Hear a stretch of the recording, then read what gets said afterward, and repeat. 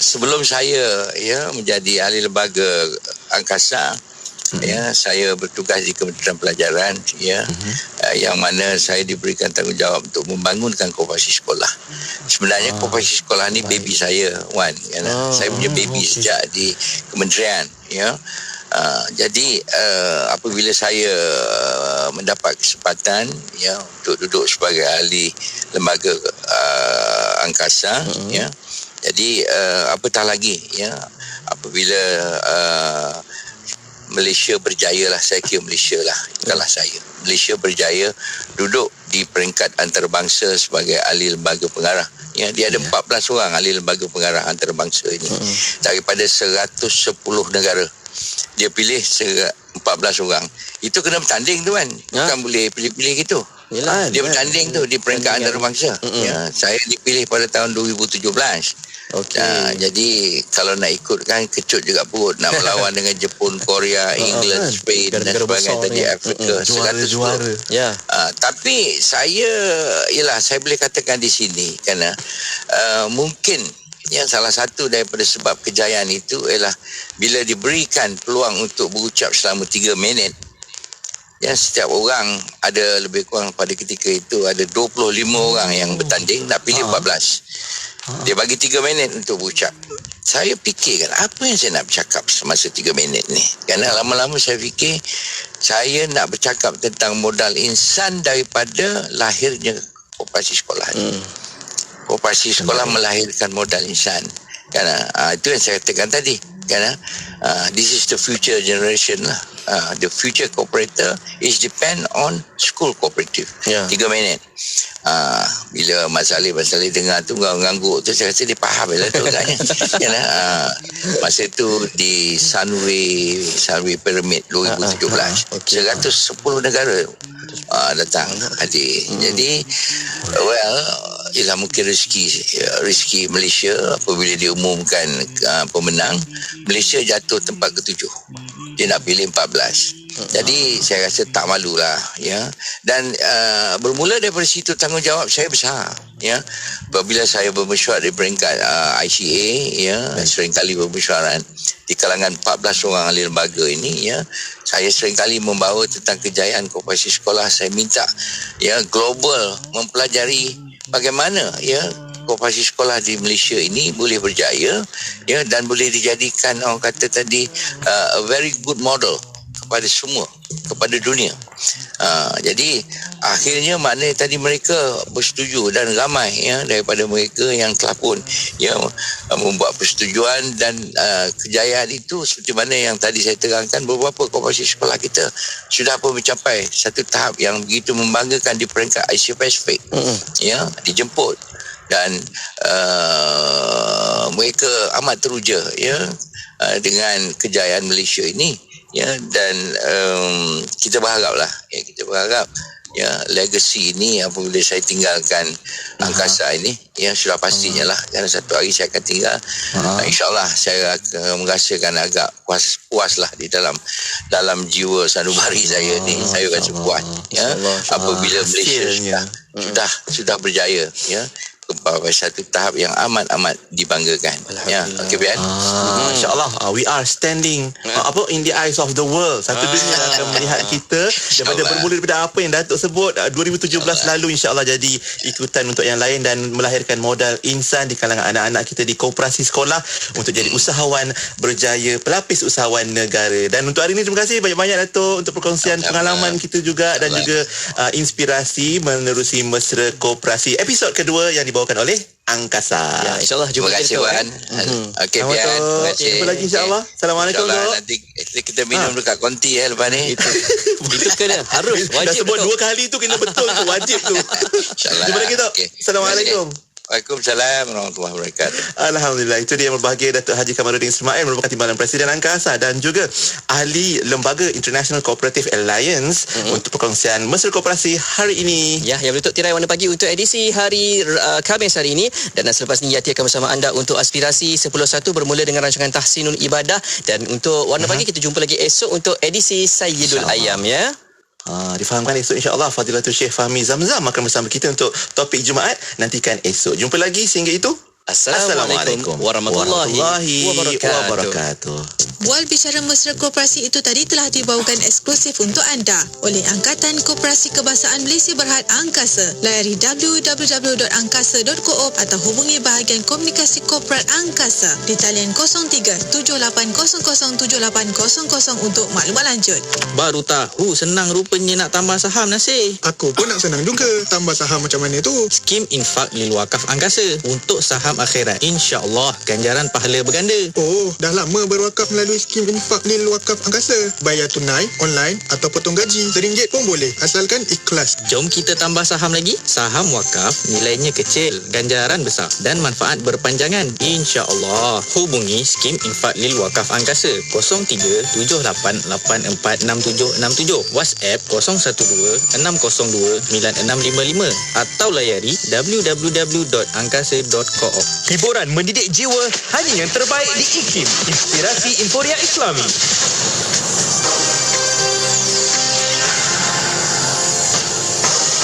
Assalamualaikum dan salam sejahtera bersama saya Mastina Alias dalam Berita IKIM. Orang ramai diingatkan agar tidak mudah terpengaruh dengan pelbagai penganjuran skim cepat kaya atau skim yang menawarkan pulangan wang yang tidak masuk akal tanpa risiko bagi mengelakkan menjadi mangsa penipuan oleh pihak yang tidak bertanggungjawab. Penolong Pengurus Besar Suruhanjaya Sekuriti Malaysia, Kamarul Rosman Nordin berkata, dengan kemajuan teknologi yang semakin canggih, pelbagai skim berkaitan muncul di platform media sosial dan iklan di laman sesawan tertentu dan menggunakan pendekatan seperti WhatsApp, khidmat pesanan ringkas SMS, email dan panggilan telefon untuk berhubung dengan mangsa. Katanya walaupun mana-mana individu atau entiti boleh mendaftar melalui Suruhanjaya Syarikat Malaysia SSM, ini tidak bermaksud ia bebas menawarkan apa-apa produk kewangan kerana memerlukan kelulusan, pendaftaran dan mendapat lesen daripada Suruhanjaya Sekuriti Malaysia, contohnya melibatkan saham syarikat, bond, shilling kripto, equity skim pendanaan awam dan sukuk. Beliau juga menasihatkan orang ramai supaya menyedari bahawa tiada skim pelaburan sah yang memerlukan pelaburan memindahkan wang ke akaun persendirian, sebaliknya hanya ke akaun rasmi entiti yang berlesen atau berdaftar dengan Suruhanjaya Sekuriti Malaysia. Kerja penambahbaikan dan penyelenggaraan aset kritikal di loji rawatan air LRA Sungai Selangor Fasa 1 LRA SSPI siap dilaksanakan hari ini. Pengurusan Air Selangor Sdn Bhd berkata sehingga 6 pagi sistem rawatan air di LRA SSPI sudah distabilkan dan bekalan air mula disalurkan ke sistem agihan bekalan air. Bekalan kepada pengguna akan mula disalurkan secara berperingkat pada jam 5 petang hari ini. Bagaimanapun katanya tempoh masa gangguan dan pemulihan bekalan air di kawasan yang terjejas adalah berbeza. Ini bergantung kepada jarak lokasi premis pengguna dan tekanan air pada sistem agihan bekalan air. Kementerian Kesihatan KKM sudah bersiap siaga berhadapan risiko berkemungkinan berlaku peningkatan kes COVID-19 susulan keputusan kerajaan membenarkan pergerakan rentas negeri bagi individu lengkap divaksin bermula kemarin. Menterinya Khairi Jamaluddin berkata, KKM akan terus memantau corak jangkitan dan data pergerakan orang ramai dalam mengunjurkan kemungkinan berlaku penularan wabak. Katanya pemantauan perlu berikutan lonjakan pergerakan kenderaan merentas negeri pada hari pertama rentas negeri kemarin, khususnya di Semenanjung dari semua arah sama ada menuju ke utara, selatan atau ke Lembah Kelang.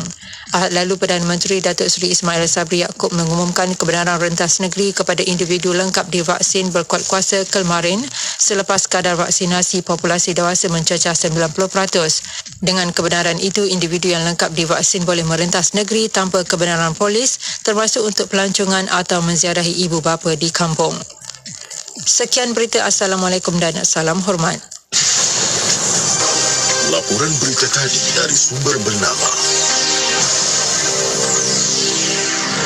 Kapsul Masa. Pada tanggal 27 Oktober dalam tahun 2014, Bengkel Pemeriksaan Kertas Ujian Penilaian Kelas Kafa UPKK tahun 2015 telah diadakan bertempat di Hotel Airport View Tanjung Aru, Kota Kinabalu, Sabah. Seramai 90 orang peserta terdiri daripada penyelia dan guru kafa dari seluruh negeri Sabah terlibat dalam program tersebut. Peserta bengkel dibahagikan kepada 6 kumpulan dan bertanggungjawab memeriksa 6 bidang kertas subjek UPKK. Bengkel pemeriksaan kertas secara berpusat ini telah diadakan buat kali yang ke-6 dan melibatkan semua kertas jawapan calon dari seluruh negeri Sabah.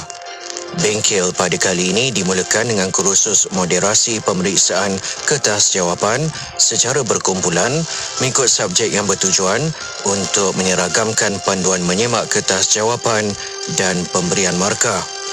Petikan fakta ini disediakan oleh Seksyen Dokumentasi dan Penerbitan Arkib Negara Malaysia. Semua pendengar dijemput untuk menyertai satu kaji selidik yang dijalankan oleh Radio IKIM. Tempoh kaji selidik ini sehingga 24 Oktober 2021. Caranya mudah sahaja. Layari laman web www.ikim.my/kajiselidik dan jawab semua soalan yang dikemukakan.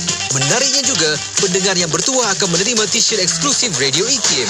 Jadi tunggu apa lagi? Kunjungi segera laman web www.ikim.my/kajiselidik.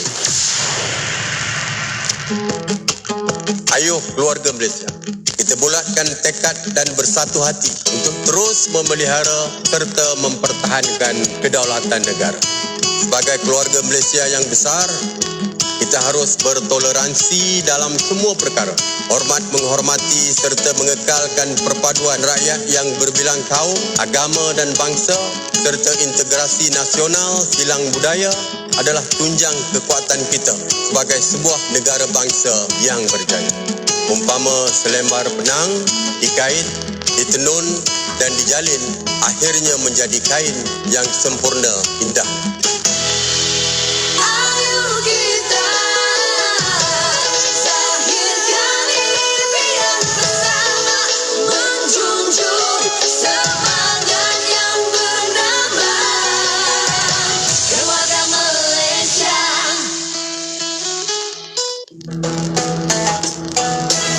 Masa muda Al-Amin dan Risalah Ilahiyah.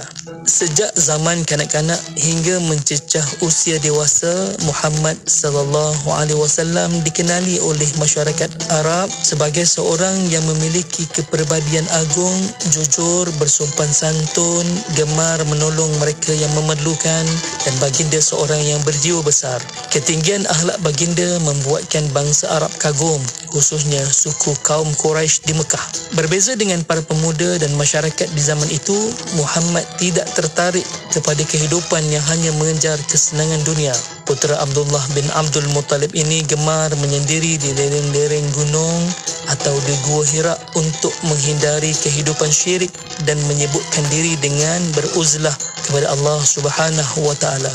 Muhammad biasanya pergi ke Gua Hira dengan membawa bekal dan akan turun ke kota Mekah jika bekalannya habis. Pergi ke Gua Hira, beruzlah dan bermunajat di tempat yang sepi itu seorang diri akhirnya menjadi kegiatan rutin pemuda bergelar Al-Amin ini. Di Gua Hira, Muhammad sallallahu alaihi wasallam menemui ketenangan tersendiri yang tidak dicapai apabila baginda berada di kota Mekah. Akhirnya pada suatu hari ketika usianya mencecah 40 tahun, saat dia berada di Gua Hira, Muhammad sallallahu alaihi wasallam didatangi oleh malaikat Jibril dan mengajaknya untuk membaca.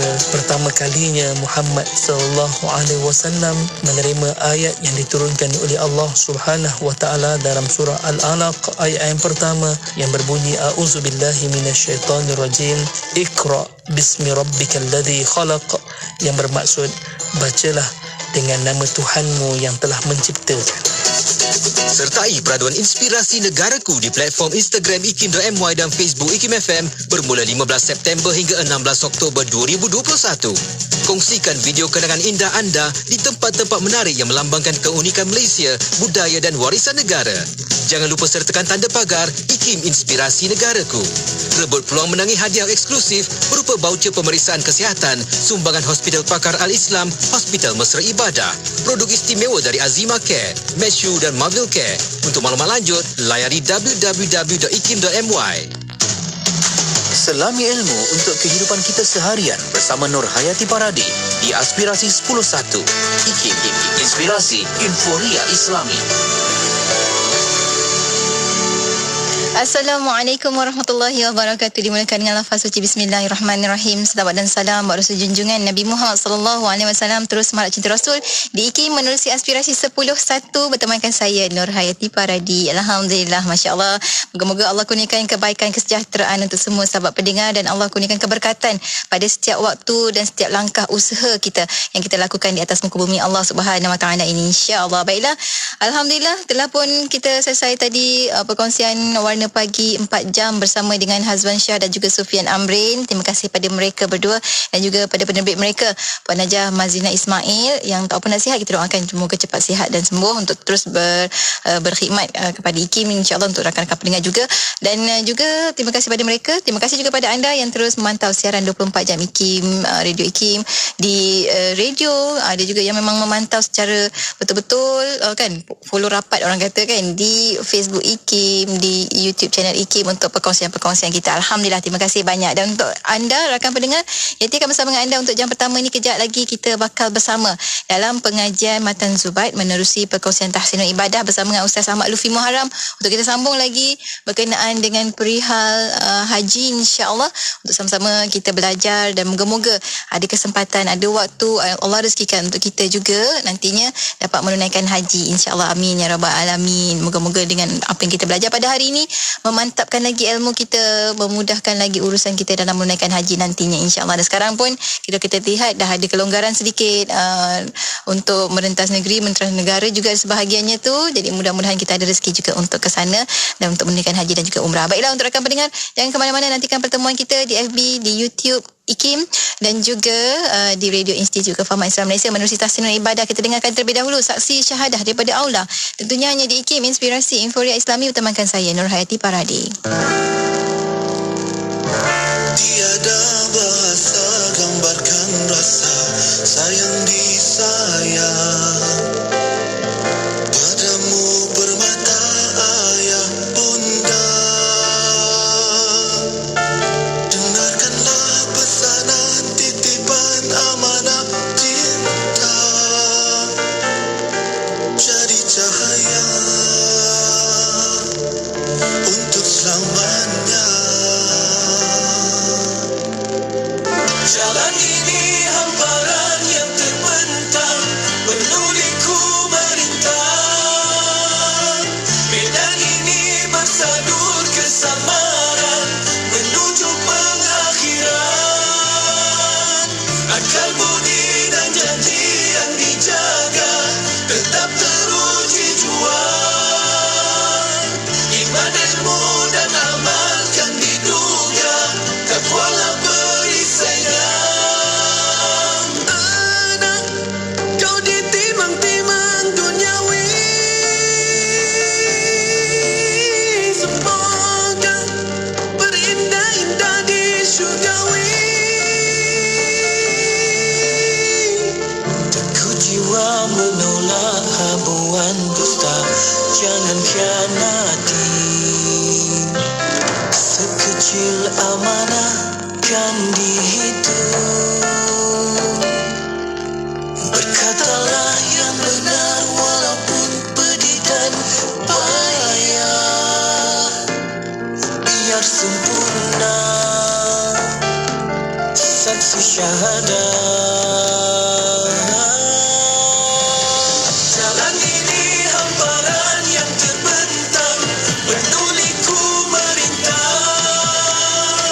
Medan ini bersadur kesamaran menuju pengakhiran. Akal budi dan janji yang dijaga tetap teruji juang. Iman, ilmu dan amal kan diduga.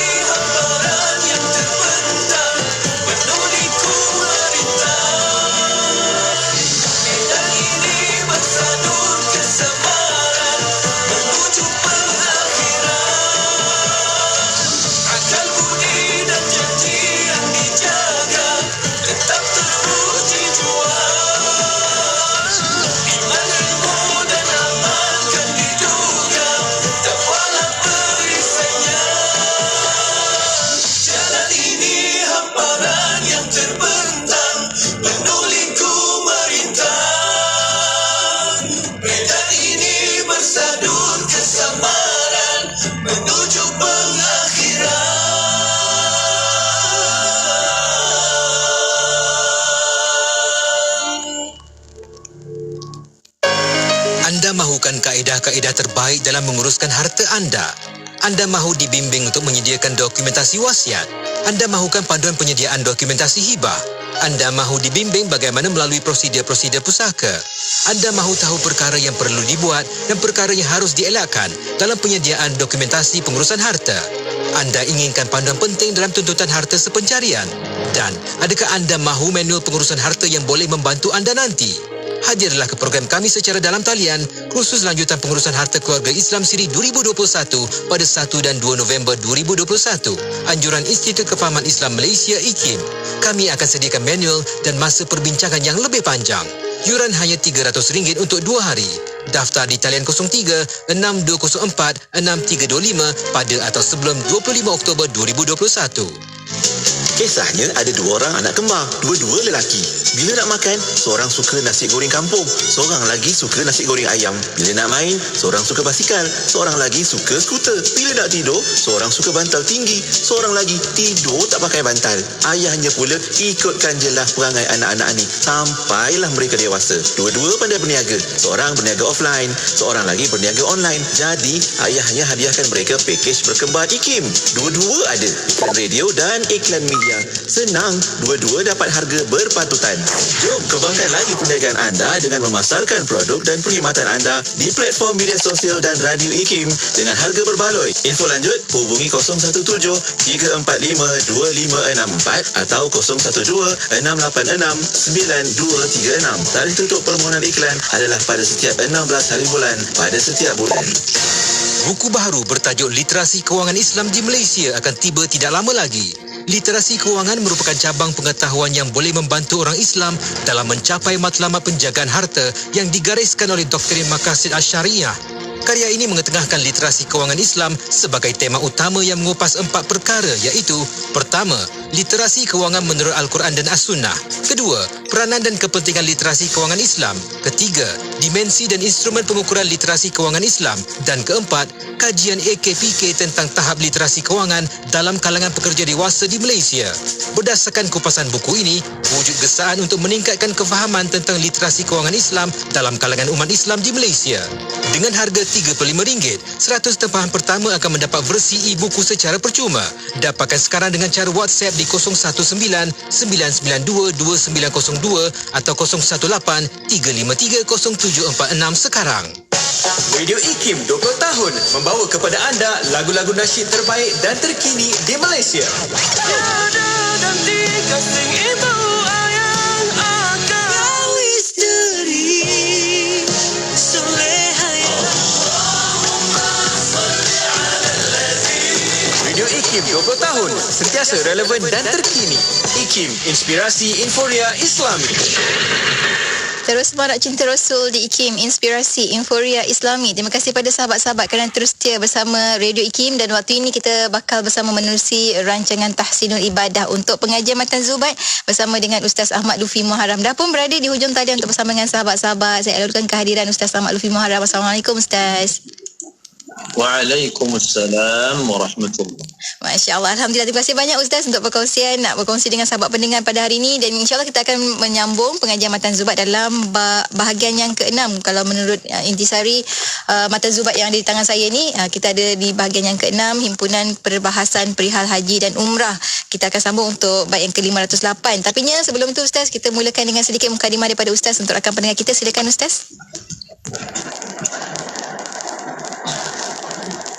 Assalamualaikum warahmatullahi wabarakatuh.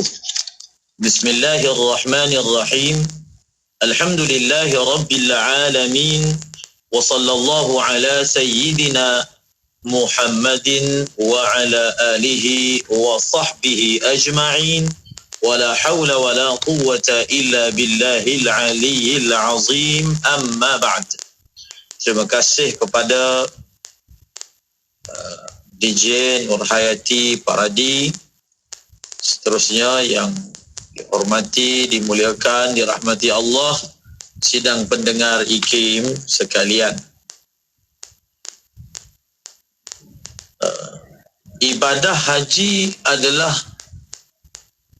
suatu manifestasi ubudiyah kita kepada Allah.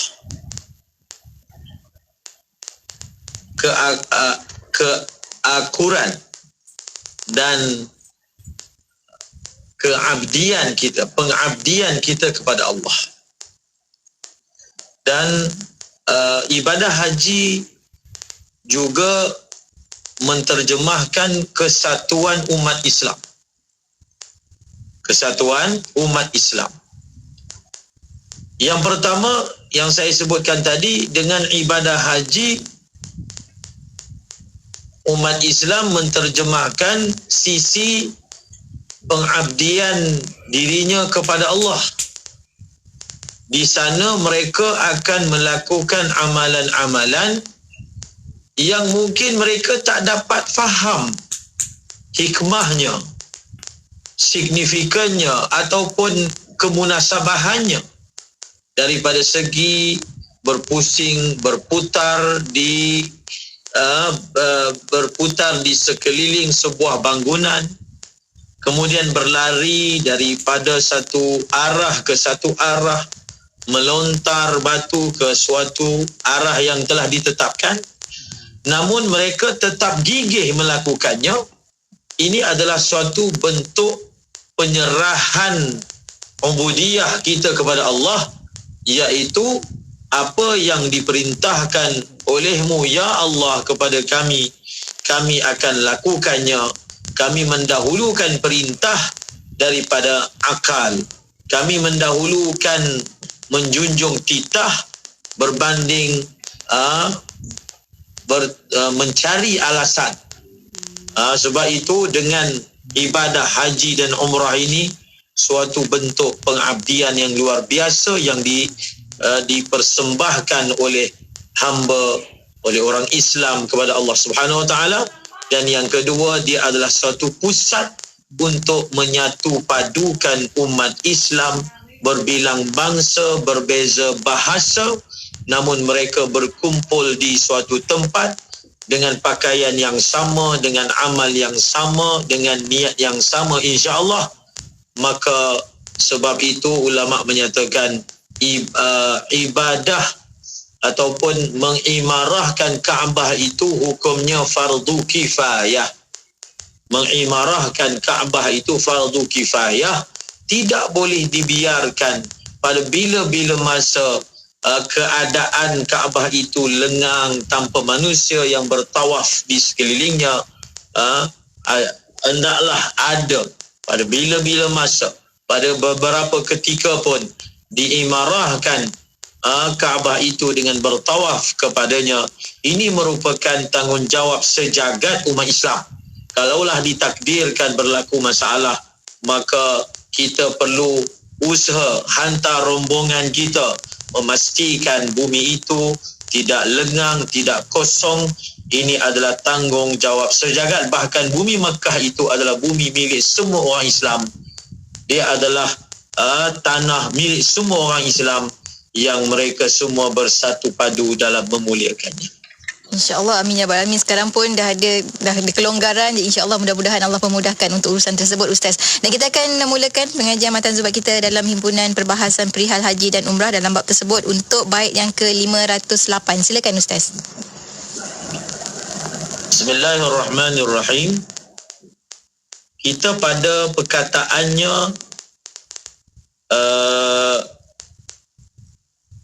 wa innama yalzamu hurran muslima kulli fadha istita'atin li kulli ma yahtaju min ma'kulin aw mashrubin ila ruju'ihi wa min markubin laqa bihi bi syarti amni at-turuqi wa yumkinu al-masiru fi waqtin baqi.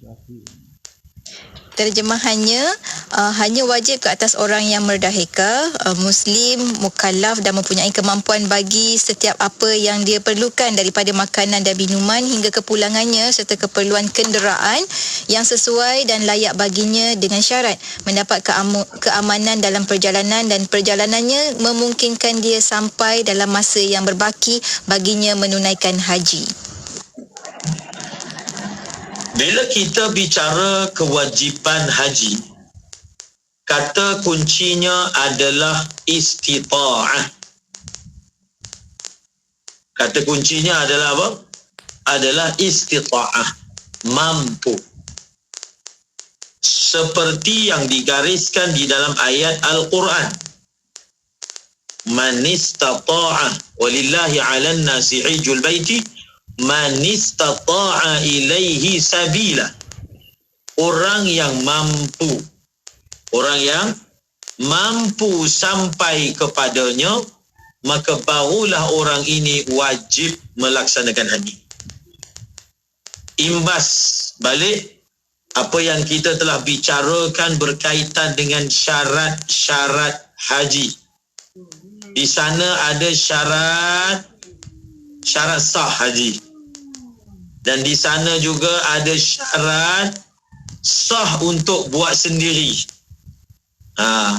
Dan di sana juga yang kita telah terangkan pada siri pengajian sebelum ini, syarat-syarat gugurnya haji Islam. Itu semua telah kita jelaskan. Mungkin ada yang telah buat nota dan catatan. Perlu kita istihdar, ingat balik. Kalau rasa macam kelabu, maka pergilah di lorong terang. Walaupun berpandukan cahaya kelip-kelip, ada juga cahaya yang memandu kita bagi meneruskan pelajaran kita pada pagi ini. Kerana setiap pelajaran itu dia mempunyai ikatan antara satu dengan yang lain. Jadi hari ini kita akan bicarakan tentang syarat istita'ah. Jadi syarat wajib haji antaranya adalah mampu. Selain daripada Islam, baligh, berakal, mampu. Ini adalah syarat wajib haji. Apa dia syarat wajib haji? Pertama, mukallaf, baligh, berakal. Okey? Dan lagi apa syarat wajib haji? Iaitu istita'ah, mampu. Mampu ini kalau dalam bab haji ni, kalau kita baca dalam kitab, akan disyarahkan panjang lebar dalam nak mentakrifkan, mendefinisikan makna mampu pergi haji, makna mampu pergi umrah. Sebab apa? Sebab dia menjadi madar ataupun dia menjadi paksi hukum wajib. Kamu mampu, kamu wajib pergi haji. Kamu belum mampu, kamu tak wajib pergi haji. Maka oleh kerana itulah kita perlu menghalusi dan mencermati makna mampu itu supaya masing-masing tilik diri dia, adakah dia berada dalam keadaan mampu lalu dia wajib pergi haji ataupun sebaliknya. Kata pengarang, kulli fadhastita'atin li kulli ma yahtaju min ma'kulin aw mashrubin ila ruju'ihi wa min markubin. Bagi setiap orang yang yahtaj, bagi setiap likulli ma, bagi setiap apa yang memerlukan ia. Maksudnya orang yang wajib pergi haji ni, kalau kita nak ringkaskan, dia memiliki keperluan, dia memiliki kos untuk keperluan yang dia perlukan sepanjang dia pergi haji dan dia balik. Sepanjang dia pergi haji, orang perlukan apa? Perlukan makanan. Sebab itu dalam kitab sebut makanan, perlukan minuman, dan perlukan kenderaan. Makanan, minuman, kenderaan. Okey? Jadi maksudnya dia mempunyai wang yang cukup untuk menampung keperluan makanan dia sepanjang perjalanan pergi, sepanjang berada di Mekah untuk melaksanakan amalan-amalan haji. keberadaannya di sana, keperluan makanannya dia ada cukup. Dan keperluan minuman. Dan kalau dia perlukan kepada tempat tinggal, keperluan tempat tinggal. Dan kenderaan. Dan juga apa? Kenderaan. Tidaklah dibebankan dalam mazhab Imam Syafi'i. Orang ni dia tak adalah kos untuk tampung kenderaan dia. Maksudnya tiket lah. Sekarang ni harga tiket tu dia tak ada duit untuk bayar tiket. Tapi dia ni boleh dan gagah untuk pergi haji jalan kaki. Dia kata tak apa, saya pergi jalan kaki je. Setahun pun setahun lah sampai. Maka adakah kita kata oleh kerana dia kuat, dia gagah, dia bersemangat, dia sehat, dia dapat pergi haji dengan berjalan kaki, maka dia wajib pergi juga berjalan kaki? Tidak. Di dalam mazhab Imam Syafi'i tetap disyaratkan ada kenderaan. Sama ada kenderaan itu milik peribadi ataupun kenderaan itu disewa. Sekarang ini kita yang pergi haji ini menggunakan kenderaan yang disewa, betul tak? Kenderaan yang disewa, kita bayar tiket itu kita sewa lah. Cuma tak adalah kita sewa sebuah kapal terbang. Kita sewa, maknanya kita bayar upah syarikat penerbangan tu bawa kita daripada KLIA sehinggalah sampai ke sana. Itu sewa lah tu. Sewa, beli tiket itu duit sewa. Pembayaran tersebut mampu. Kemudian dilihat juga kos yang sama ketika dia pulang. Bukan hanya dia ada duit beli tiket pergi, dia kena juga ada duit beli tiket balik. Maknanya two way, bukan one way.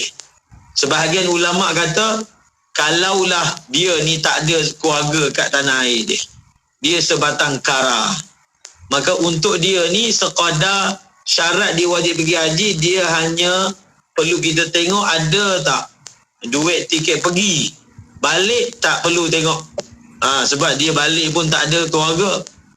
Tidak, pendapat yang muktamad, pergi dan balik itu perlu dilihat. Kita akan sambung lagi penjelasan tentang istitaah sebab dia memang memerlukan penjelasan yang agak panjang. InsyaAllah kita akan kongsikan lepas kita berhenti rehat seketika. Untuk rakan-rakan yang sedang ikuti secara langsung saat ini di FB IKIM FM, YouTube channel IKIM, boleh tekan butang share, satu perkara, dan keduanya jom sama-sama catat nota kita untuk sama-sama kita jadikan sebagai panduan. Esok-esok kita boleh lihat kembali nota-nota tersebut. Kita akan berhenti rehat ketika kembali selepas ini, tentunya hanya di IKIM Inspirasi Inforia Islami.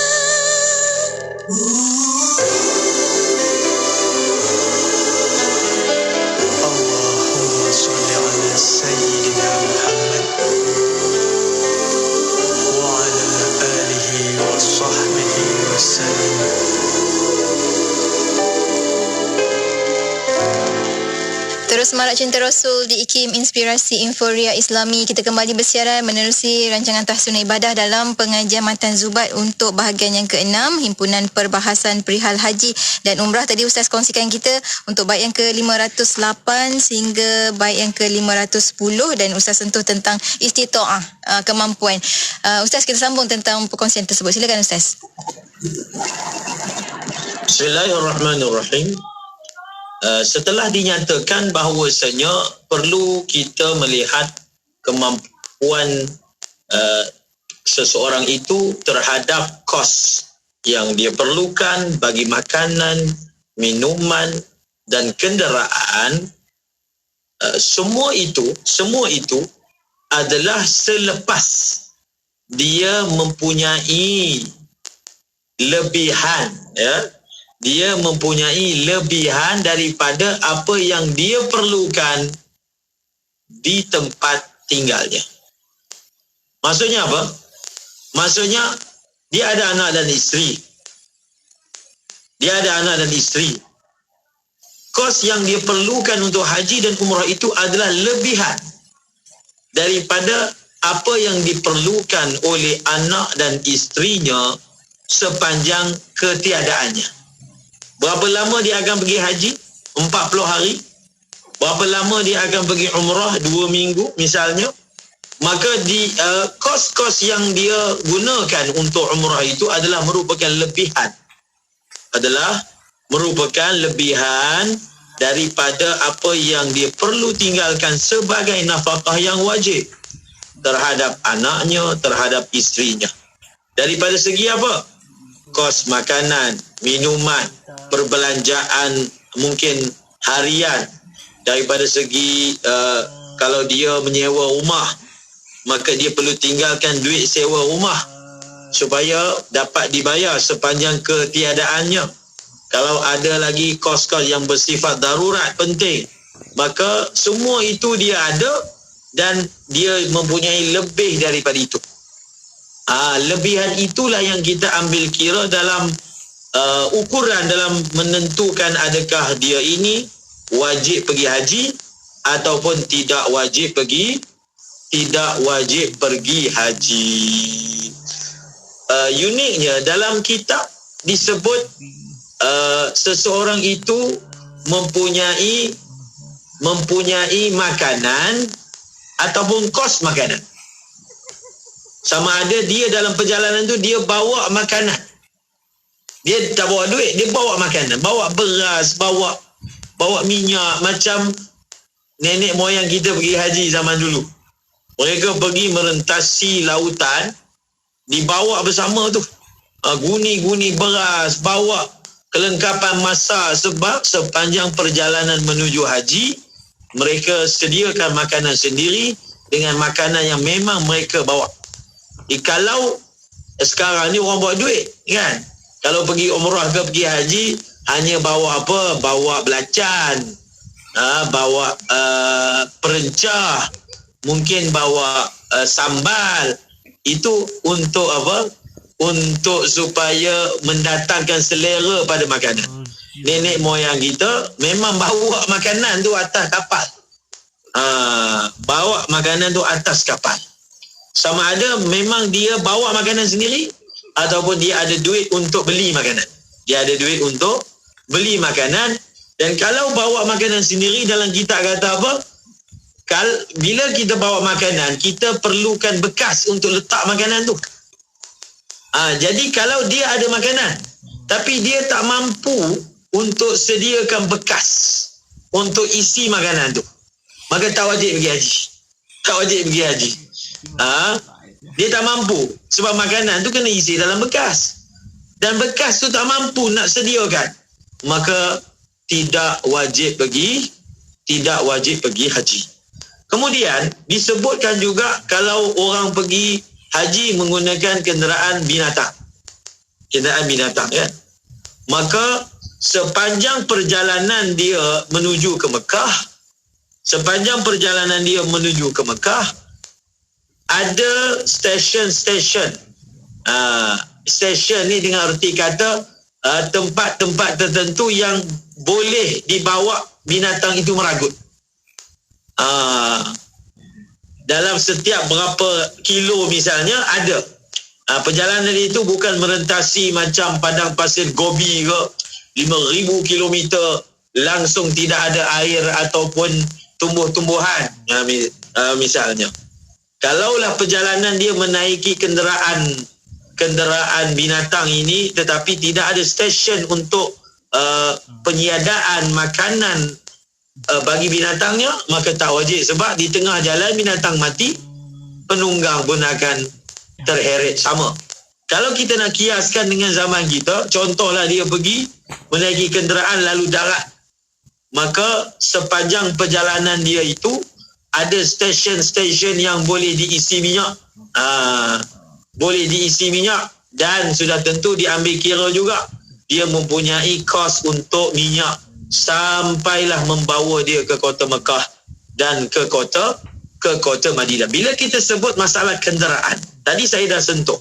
Masalah kenderaan itu sama ada kenderaan sendiri ataupun kenderaan sewa, dan yang kita pakai hari ini adalah kenderaan sewa. Bila kata kenderaan ni, kenderaan ni dia lalu atas jalan. Maka ditambah lagi syarat seperti mana dalam bait syair yang seterusnya, la qabihi bi syarti amni tariq. La qabihi ni terjemahannya adalah kenderaan yang layak kepadanya. Kenderaan yang layak untuknya. Kalau kenderaan ada tapi kenderaan itu tak sesuai untuk dia, kalau dia naik kenderaan itu, dia akan mendapat kepayahan yang amat sangat. Dia tak biasa naik kenderaan seperti itu. Sama ada memang kenderaan itu langsung tak sesuai untuk dinaiki. Contohnya dia bertubuh besar. Kenderaan yang dinaiki mungkin separuh tubuh dia. Jadi kalau dia terpaksa mengharungi 8 jam, 10 jam, sangat payah, sangat berat. Maka dia dikira tidak mempunyai kenderaan yang boleh membawanya. Ataupun kenderaan itu kalau orang biasa mungkin boleh naik. Orang yang biasa susah. Tapi orang yang tak biasa susah, kenderaan macam tu, dia akan menerima masyakkah yang teramat sangat. Maka dia dikira tidak mempunyai kenderaan yang sesuai untuk dirinya. Maka misalnya lah kita kata dia ini bertubuh besar, dia hanya mempunyai kos wang boleh naik kelas ekonomi. Kalau dia naik kelas ekonomi, maka dia memang tak boleh, tak muat. Untuk dia ni kena naik kelas bisnes. Barulah kursinya sesuai. Ataupun first class. Dia tak adalah duit untuk bayar business class. Dia tidak ada lebihan untuk bayar first class. Maka dia dikira tak mampu. Tak mampu kerana akan mengalami satu kepayahan kalau dia menaiki daripada kelas yang biasa. Kemudian bila kita sebut kenderaan ni, dia perlu jalan. Jalan itu syaratnya kena selamat. Amnit tariq, dalam kita kata apa? Dengan syarat amannya perjalanan. Kalau keadaan contohnya dalam satu zaman perjalanan menuju ke Mekah ini ada rintangan perompak di jalanan, misalnya akan ada rintangan mungkin melalui negara yang sedang berada dalam peperangan misalnya, dan seumpamanya, maka jalan tak aman. Kenderaan ada, tubuh sihat, duit ada, tapi jalan itu tidak selamat. Apabila jalan tidak selamat, maka tidak wajib lagi pergi haji. Apabila bicara tentang jalan, maka ulama kita bicara pula bagaimana kalau untuk pergi haji perlu meredah, mengharungi lautan. Sebahagian ulama kata, kalau seseorang itu untuk pergi haji dia perlu merentas lautan, maka dia tak wajib pergi haji. Dia tak wajib pergi haji secara mutlak. Tapi pendapat ini dhaif. Pendapat ini mengasaskan pendapatnya atas kata laut ni secara kesimpulannya adalah satu laluan yang berbahaya. Khususnya pada zaman dahulu dengan teknologi yang tidak seperti hari ini, maka merentasi lautan ini adalah sinonim kepada kematian. Kira hantar orang naik kapal ni kira menangis lah. Tak tentu lagi sampai ke tak sampai ke, mungkin mati di tengah jalan. Justru sebahagian ulama kata kalau sampai nak kena pergi haji perlu menaiki kapal, maka tidak wajib pergi haji. Tapi pendapat ini dhaif. Pendapat yang muktamadnya adalah melihat kepada kestabilan laut. Kalau ketika itu geloranya, badainya, anginnya tidak terlalu kuat, maknanya secara umumnya, secara ghalibnya perjalanan itu selamat, maka wajib pergi haji. Tapi kalau musimnya itu musim yang berbahaya menurut perkiraan ahli lautan, maka barulah dihukum tak wajib pergi haji. Tak wajib pergi haji. Sekarang ini kita sudah ada kapal terbang, peratusan orang selamatlah naik kapal terbang ni lebih tinggi. Mana orang sampai lebih tinggi daripada orang tak sampai. Betul tak? Maka sebab itu kita mengatakan apa? Kita mengatakan wajib pergi haji bagi mereka yang mampu membayar tiket kapal terbang, kerana faktor selamat itu lebih tinggi daripada tidak selamat. Termasuk juga syarat aman perjalanan ini adalah mempunyai visa. Mempunyai apa? Mempunyai visa. Sekarang ini kalau perjalanan kita ini selamat, tapi tiba di border, tiba di immigration Saudi misalnya, kalau kita tidak mempunyai visa, maka kita memang tak dibenarkan masuk. Tak dibenarkan masuk. Justru untuk zaman ini, kemampuan kos visa itu dijadikan sebagai syarat.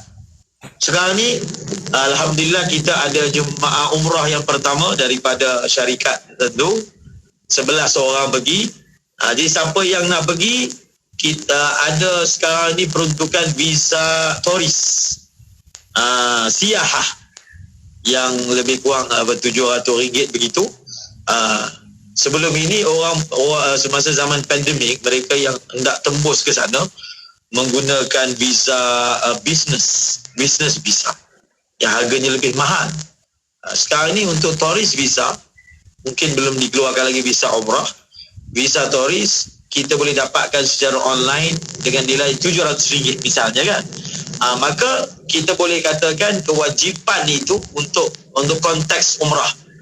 Bagi mereka yang belum pernah pergi umrah, kewajipan itu dia ada dah duit tiket semua ada, cuma duit visa tak cukup, misal RM700, maka kita hukum dia ni belum lagi wajib pergi umrah. Itu dia.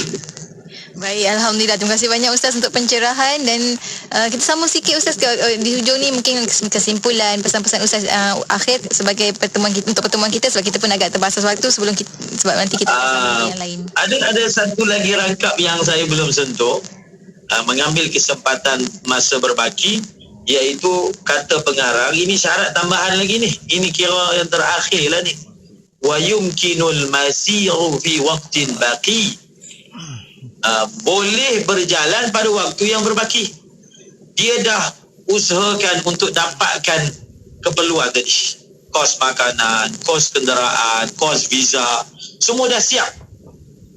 Tetapi waktu yang berbaki untuk sampai ke Mekah, untuk sampai ke bumi Arafah, sempat wukuf, sudah tidak sempat.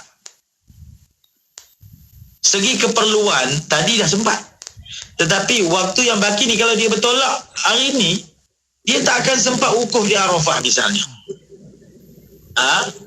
Dia memperolehi kecukupan keperluan tadi last minute, maka dia tak wajib pergi haji. Kerana apa? Masa yang berbaki tidak memungkinkan dia sampai ke Arafah dan sempat berwukuf di sana. Mereka yang biasa dengan penerbangan penerbangan Malaysia ke Tanah Suci, mengetahui bilakah tarikh terakhir bagi penerbangan daripada tempat kita ke sana, dan bilakah tarikh terakhir yang airport dibuka untuk menerima jemaah. Jadi waktu yang berbaki ni memang dah tak ada kapal terbang misalnya, ataupun kapal terbang ada tapi airport di sana tidak lagi menerima penerbangan baru untuk mendarat. Maka orang ini dihukum sebagai tidak wajib mengerjakan haji pada tahun itu. Keperluan yang diperolehnya itu dalam waktu yang terakhir, malangnya waktu yang berbaki tidak menyebabkan dia boleh sampai dan sempat wukuf di Arafah. Okey. Allahumma salli ala Sayyidina Muhammad. Jadi apakah pesanan yang boleh kita kongsi di akhir pengajian kita? Pergi ke Mekah dan Madinah ini adalah lambang kecintaan kita kepada bumi yang diberkati, bumi yang mempunyai sejarah panjang, yang bumi yang dimuliakan dengan tapak-tapak kaki para nabi dan para rasul alaihi wassalawatu wa taslimat. Dan lebih daripada itu, kerinduan kita kepada Mekah dan Madinah ada kaitan dengan sosok mulia Rasulullah sallallahu alaihi wasallam yang dilahirkan di Mekah, disemadikan di Madinah. Maka jadikan perjalanan kita ke Mekah dan Madinah ini sekarang ini sudah dibuka sempadan daripada pihak negara kita. Ambil peluang ini, pergi ke sana atas nama hamba, atas nama melepaskan rindu kepada yang dikasihi. Kerana Nabi ada sebut juga di akhir zaman, perjalanan seseorang itu ke haji hanyalah sebuah perjalanan pelancongan. Elakkan daripada menjadikan perjalanan ke sana ini sebagai satu perjalanan pelancongan semata-mata. Melancong tu kita akan dapat, tapi rugilah kalau itu sahaja yang kita maksudkan.